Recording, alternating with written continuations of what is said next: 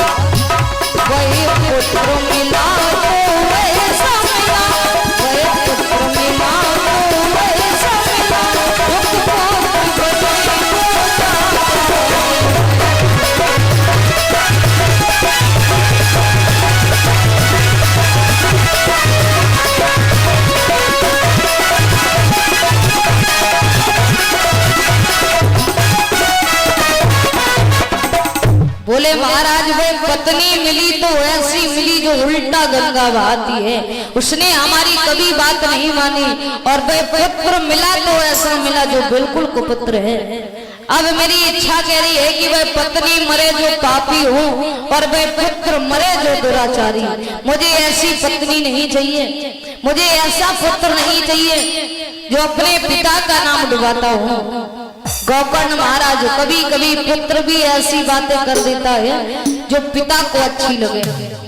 पिता हमेशा ऐसी बातें करता है जो पुत्र को अच्छा हित के लिए हो, लेकिन कभी कभी महाराज पुत्र भी कोई ऐसी बातें कर देता है जो पिता के हित के लिए हो।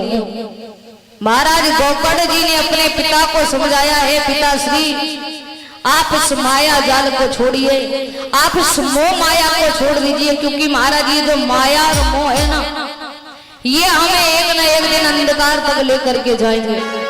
क्योंकि संसार में महाराज आश्रय और सानिध्य खाली उसी के लिए जो सत्य हो, जो अड़ेगा वो कभी बदले नहीं।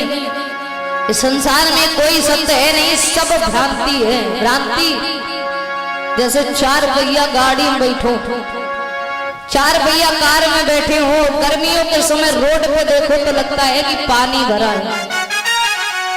गाड़ी के अंदर बैठे हैं और सामने देखेंगे तो लगेगा कि पानी है दूर पे, लेकिन वहां पे पानी होता नहीं।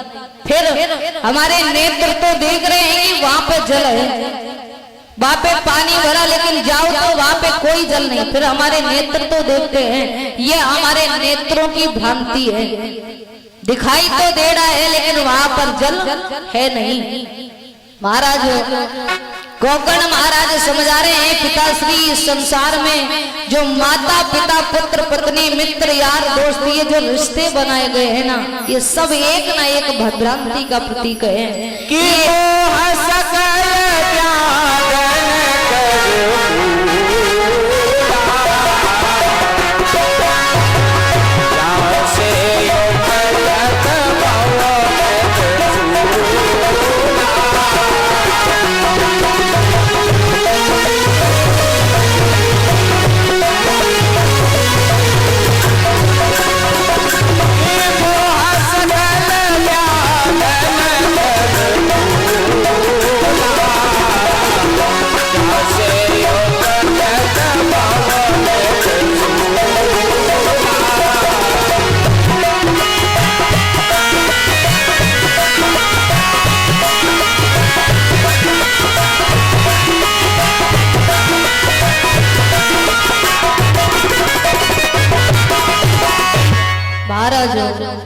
गोकर्ण जी समझा रहे हैं, पिताश्री हम और आप वो भ्रांति हैं जो दिखाई तो पड़ते हैं लेकिन सत्य नहीं है।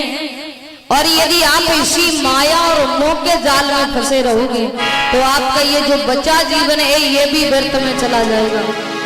गोकर्ण महाराज समझा रहे हैं, बहुत कर लिया पुत्र की ममता, बहुत दिखा लिया मोह माया, इस सब को छोड़िए पिताश्री और वन को जाकर के अपने जो बचा जीवन है उसको धर्म में लगाइए, उसको जाकर के भगवान में लीन कीजिए, जिससे आपका उद्धार होगा।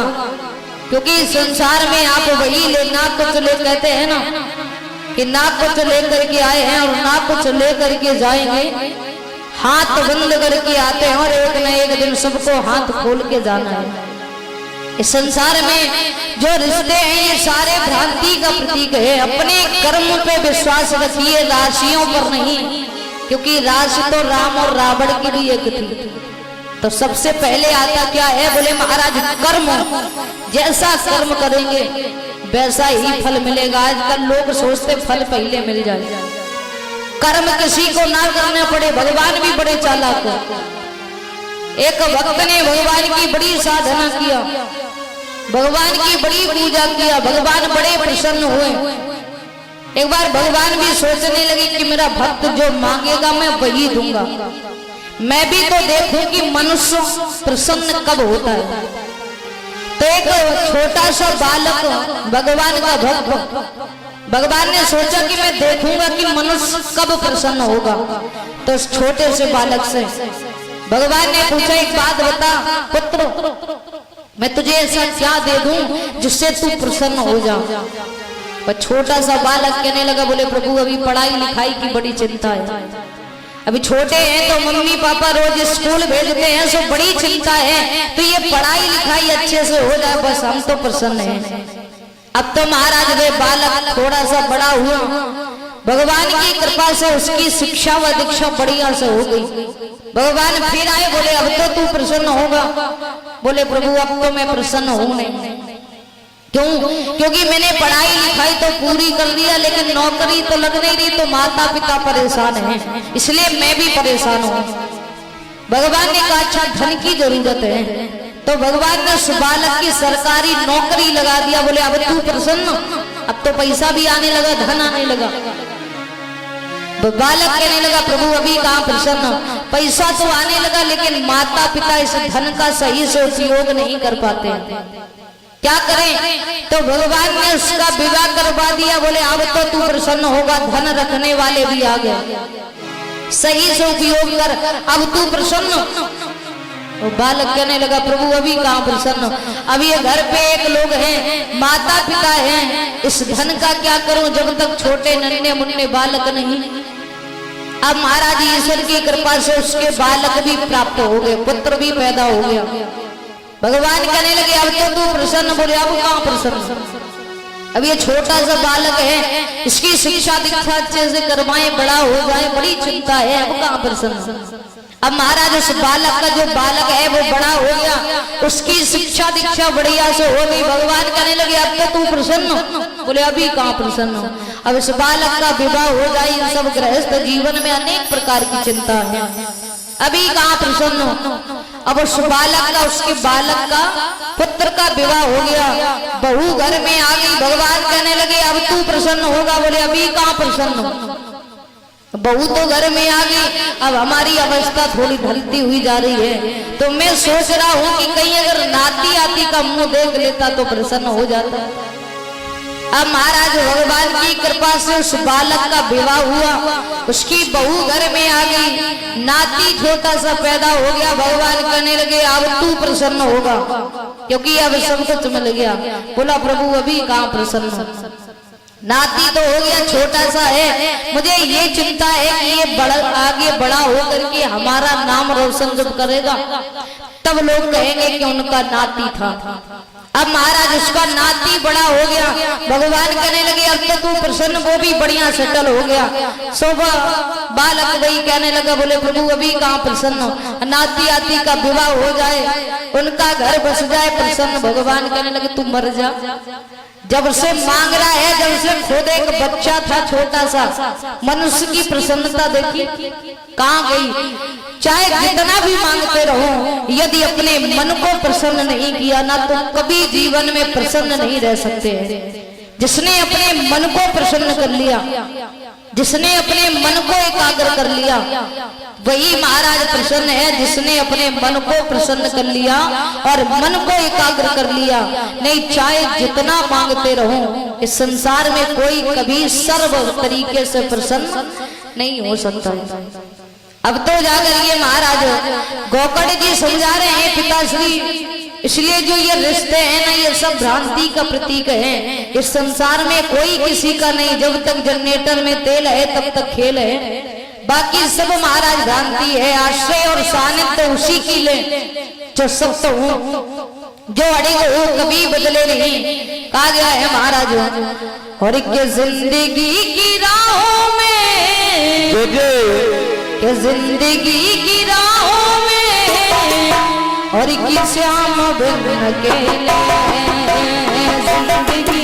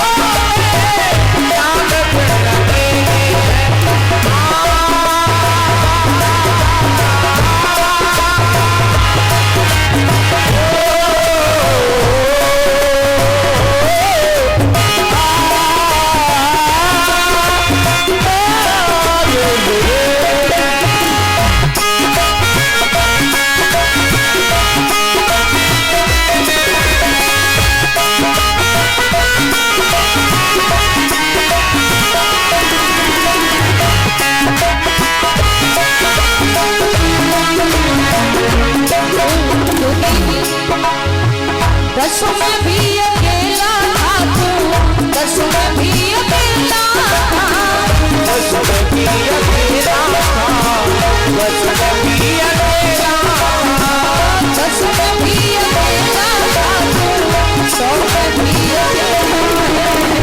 जिंदगी की राहों में, जिंदगी की राहों में क्या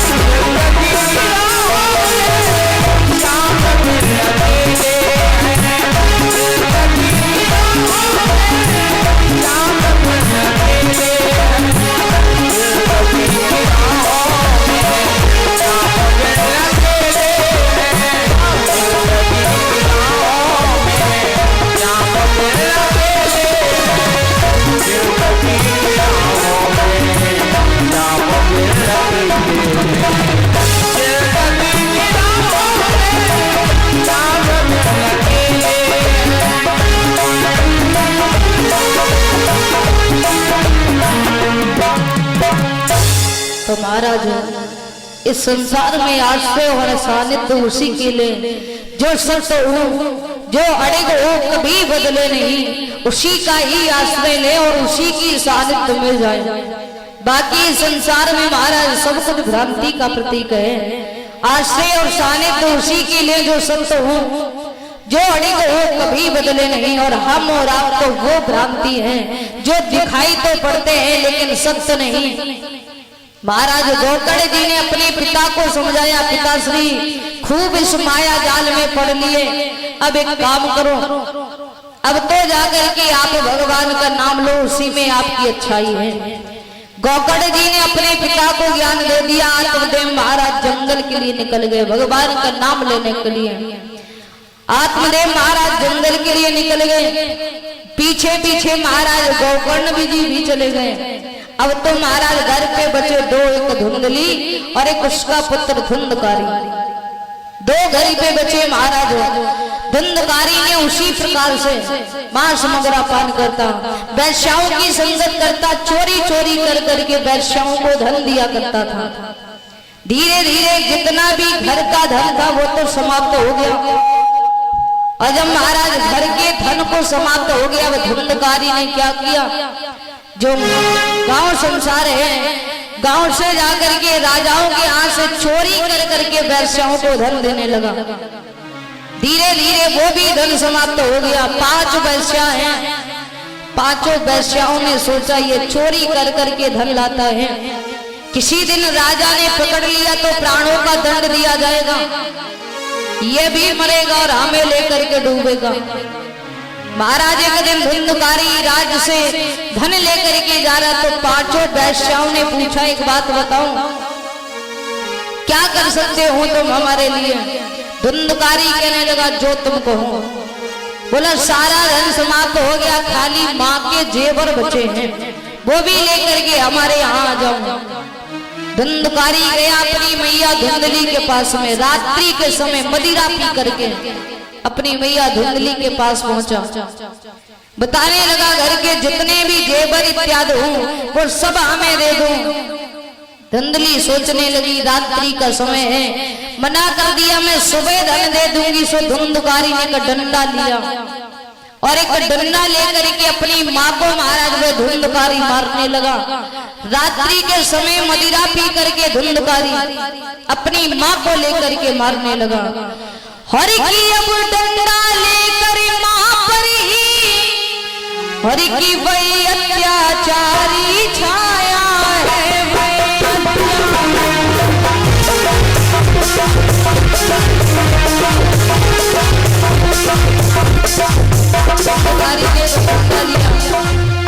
अब डंडा लेकर माँ पर ही वही अत्याचारी छाया है,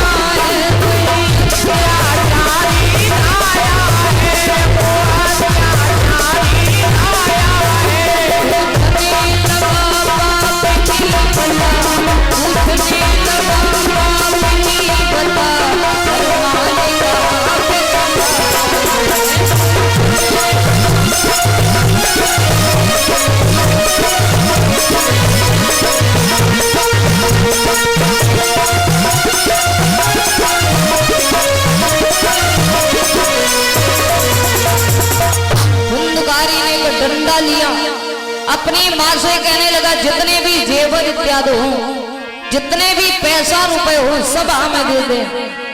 धुंधकारी ने जो अपनी माँ को मारा तो धुंधली भी बर्दाश्त न कर सकी।